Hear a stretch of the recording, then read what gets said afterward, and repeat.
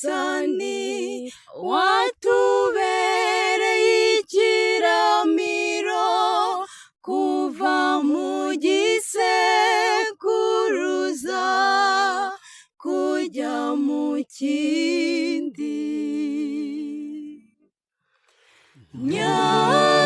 Nyagasani watubereye ikiramiro kuva mu gisekuruza kujya mu kindi.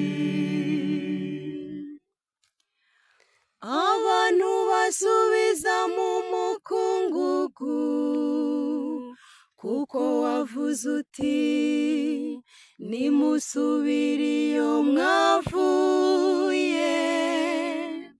Mu maso yawe imyaka igihumbi ni nk'umunsi w'ejo wahise,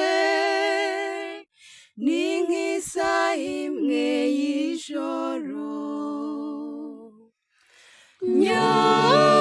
Nyagasani watubereye ikiramiro kuva mu gisekuruza kujya mu kindi.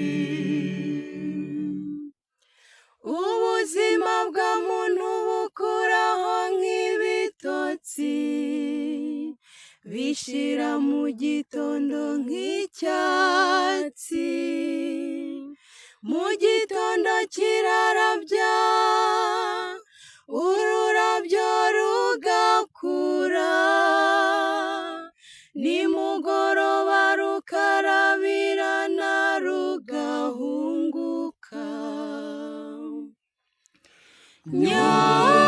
Nyagasani watubereye ikiramiro kuva mu gisekuruza kujya mu kindi.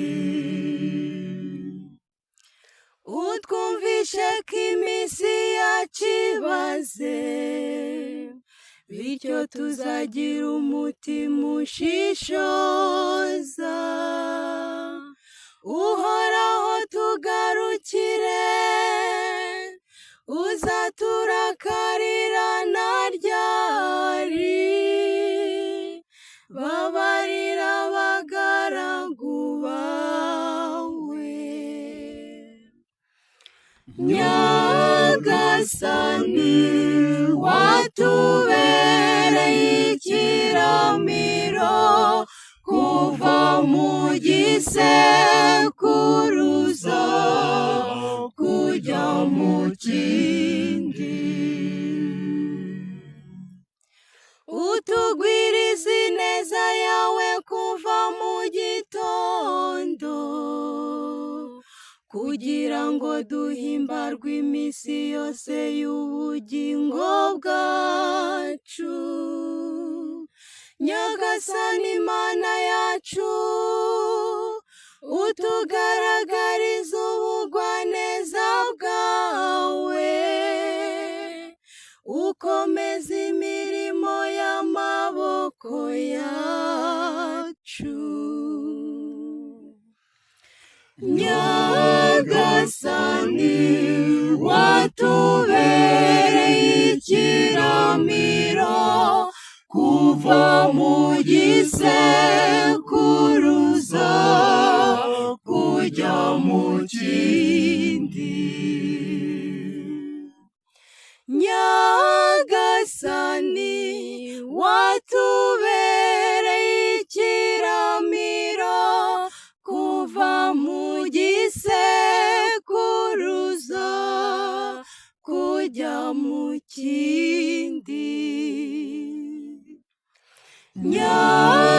Nyagasani watubereye ikiramiro kuva mu gisekuruza